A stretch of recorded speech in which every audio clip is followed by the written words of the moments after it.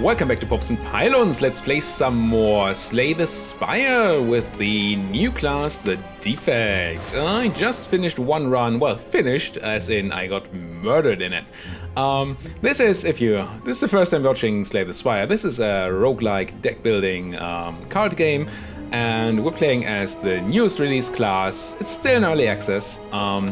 The Defect, which is constantly modified. We're also playing on a relatively high Ascension mode, which makes it very hard.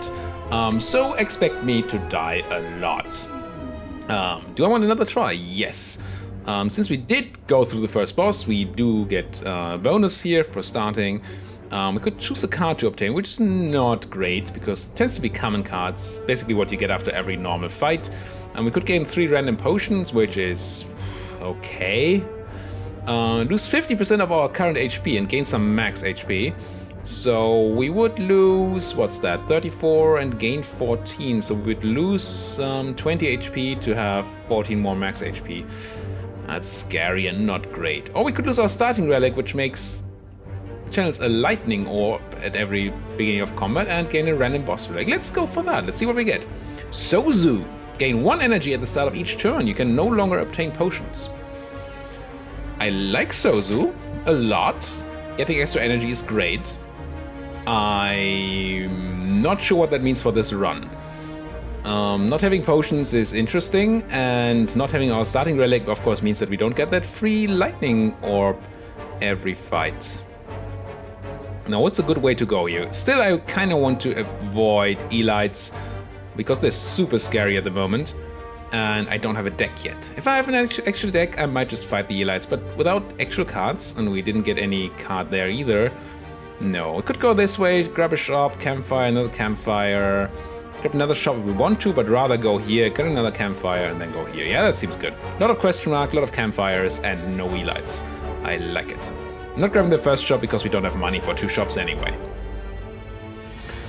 Slimes again. I'm just gonna zap up, defend, and defend. So I'm fully defended against that slime, and I can zap a bit. Could defend once more, but I don't really need to. Nothing to gain from it.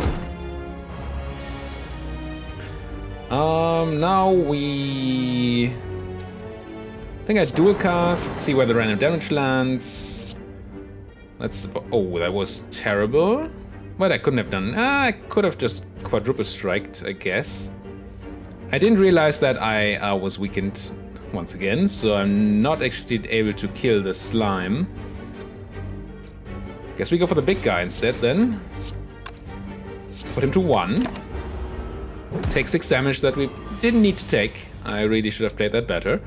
And now I'm gonna kill the big guy and double defense so we don't die, and hit that guy.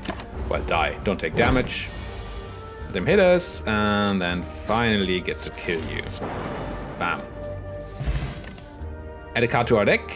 Our deck is not defined at all yet. We have the standard starting deck, 4 strikes, 4 defense, a zap, and a dual cast. So we could go any direction here. The only thing that's a little bit direction-y is the ball lightning.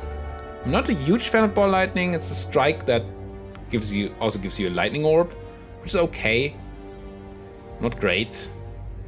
On the other hand, the self-repair and the beam cell alone don't really do anything either. Gotta grab the self-repair, see if we can't sustain a little bit better through these fights. And that still doesn't say anything about what our deck's actually gonna be. So that's kind of cool. Because we don't have our starting relic, we do not get a lightning orb for free, so this dual cast actually does nothing. These guys get armor when they get hit the first time by an actual attack, 6, and this guy gets 8. So he actually has 19 armor and he has 22 life and 22, so we can't kill any of these either on the first turn. So we're gonna take damage. I'm gonna strike one, strike the other, defend, and then I could strike again, but it does nothing because they have so much armor. Pass, take a bunch of damage. Ow. Now it's only 1 attacking us, but we actually don't have enough damage to kill you. I'm gonna cast the self-repair. I'm gonna hit the one in the back because he's buffing its power at the moment, or it is buffing its power. So it's gonna be more important to kill next turn. We're fully defended. He buffing himself again. That's fine by me. Now I can double strike the one in the front, play a zap, and pass, and it dies by random lightning. We heal for 7 because we played the self-repair. Cool. Ooh, I like rainbow. Let's try building a rainbow deck, like an orb sort of cycling deck. I do want these leaps, but I mean, the rare rainbow has to be better than just taking the common leap here. And I think we said we go this way, so let's go. What do we have here? We have no defense, none whatsoever, so we're gonna be punished again. What we can do is we cast the rainbow. We get a lightning, a frost, and a dark orb. Now, lightning orbs, you know by now, they do a random damage. Frost orbs give you 2 block normally, and if you evoke them, they give you 5 block. And dark orbs do 6 damage when evoked, but passively they just increase the damage. So they keep stacking up, and when you finally evoke them, they do 1,000,000 damage. Otherwise, I'm probably just going to do a cast here, do as much damage as I can, and strike. Get a tiny bit of armor from that frost orb, but definitely not enough to defend here. Here we need only 2 defense, so we can put up an orb, we can strike and defend. 12 block to a 7. I didn't actually need the second defend there. It's fine though. And now we're dealing 3 and 12, which is not enough. But we can fully defend here because we have the frost orb, giving us the extra 2. So we gain 10 defense by playing these.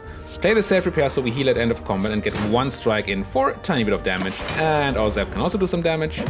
Take no damage, and now certainly you must be dead. Yes. Have the lightning do our job for us. We never used that dark orb, but it's a short fight. Dark orbs are really for long fights. We didn't get a potion there because we have Sozu, which means we can't get potions.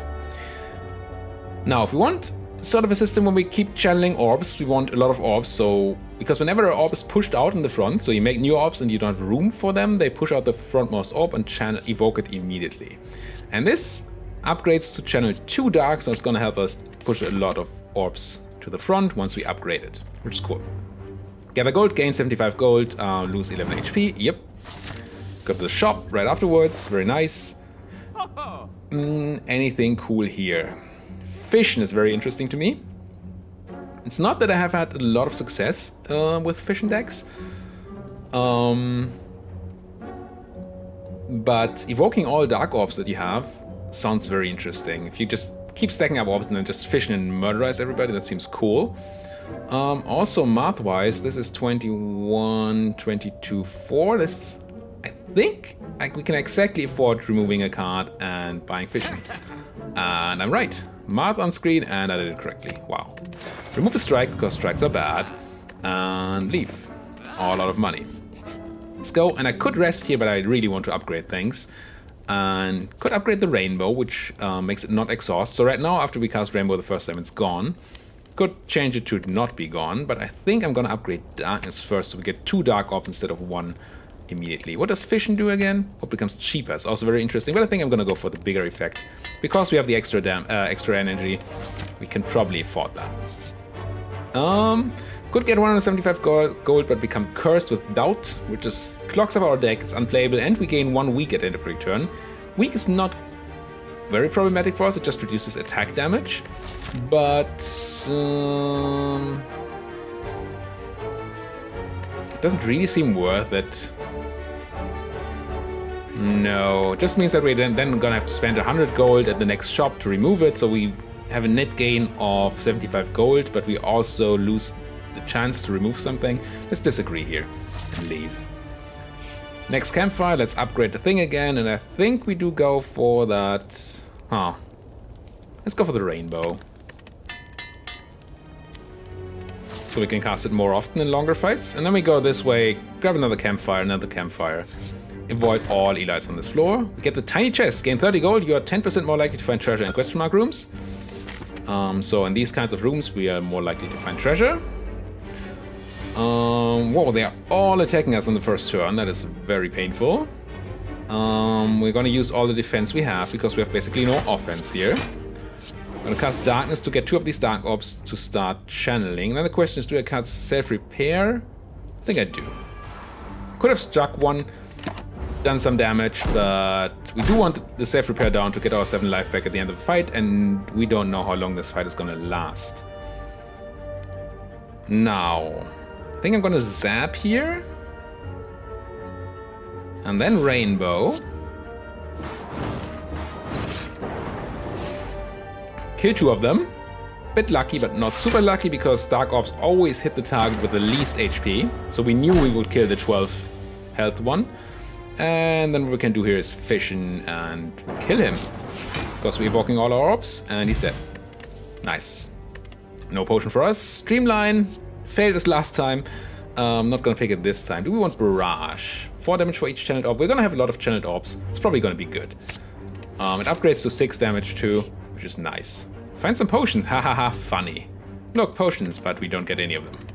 Because of Sozu.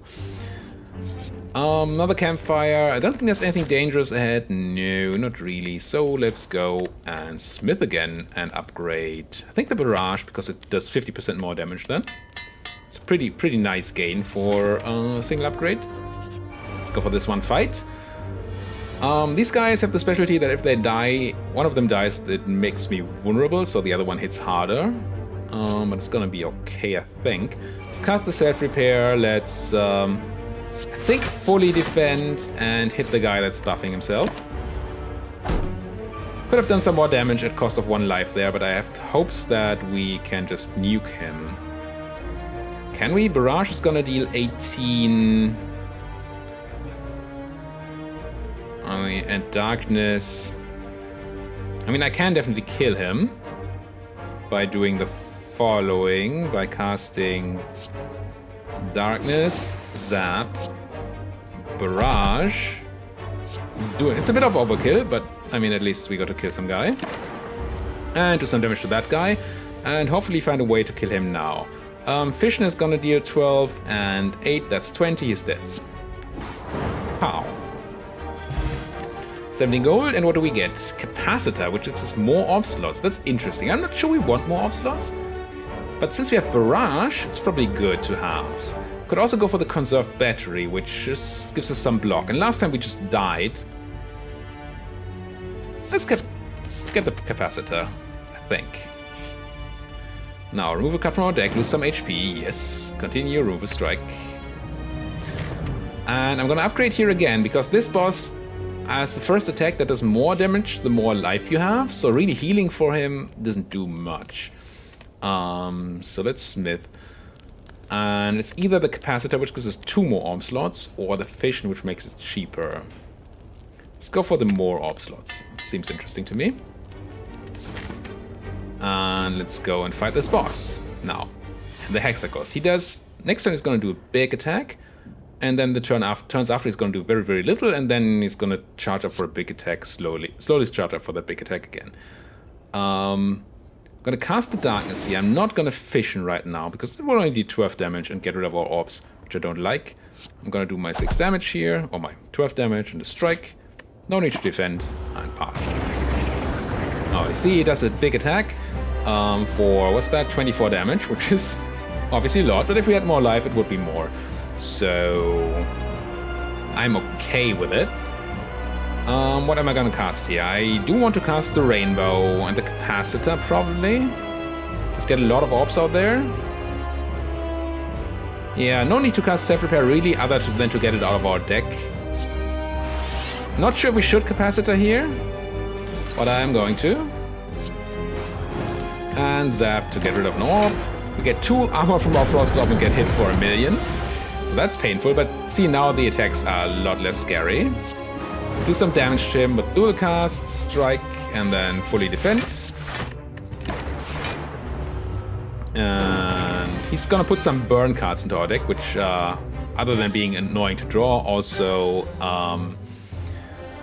deal damage to us when we have them in our hand. I am going to channel this Darkness, but actually I'm gonna Zap first. Then I channel this Darkness, which makes evoke the Frost Orb, which gives us 5 armor at least, and then with a block. And we get 10 for doing this, and I think I am going to play the Self-Repair just so we stop drawing it.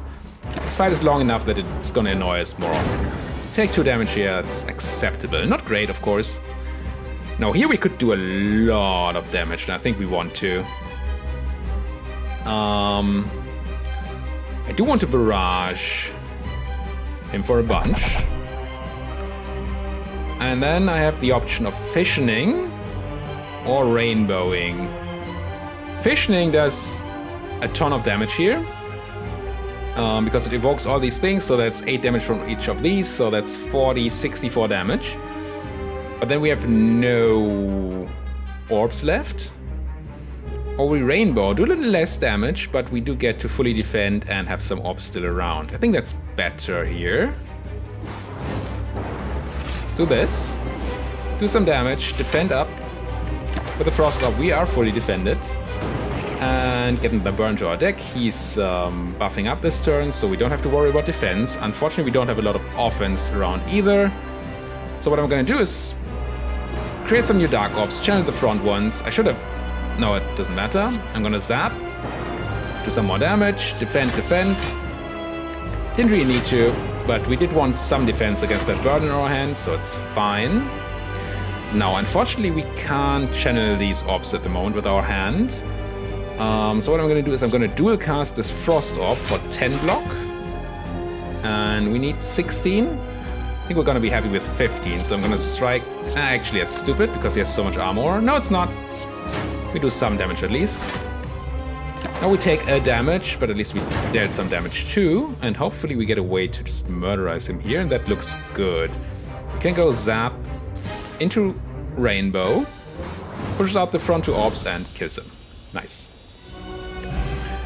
And then we hit for a bit, but that doesn't really matter because you heal up after bosses anyway. On this difficulty, you don't heal to full, but that does depend on what you have had before. Interesting. Prime's very interesting. Whenever you channel an orb, draw 1 card. That's going to draw us a lot of cards if we have it, and if we upgrade this once, it only costs 1 mana. Multicast, I've not had success with it yet. It seems super interesting. If you had a Dark Orb up front, you could just do a ton of damage. But it's never really worked out for me.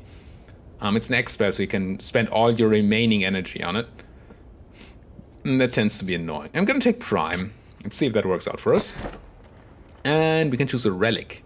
Now, what do we have here? We have the Runic Dome. You gain energy at the start of each turn. You can no longer see enemy intents, so we don't see what the enemies are doing. The Cursed Key also gives you energy at the start of each turn, but whenever I open a non-boss chest, I get a curse. So that's chests like these, and random ones you find in question mark rooms, which we are more likely to find because we have the tiny chest. The Philosopher's Stone, which also gives me an energy, but all enemies start with 1 strength. Out of these, I think the Cursed Key is the least scariest one, so I'm gonna pick that. And with that, we are on the next floor, but we're gonna have to tackle that also in the next episode. Thank you guys so much for watching. If you like what you're seeing here, why don't you like my videos? If you want to see more of those videos, why don't you hit that subscribe button? And if you have anything to say, anything to comment on, what am I doing wrong here, any interesting strategies to share, put them down there in the comments. Thank you guys for watching. See you guys next time.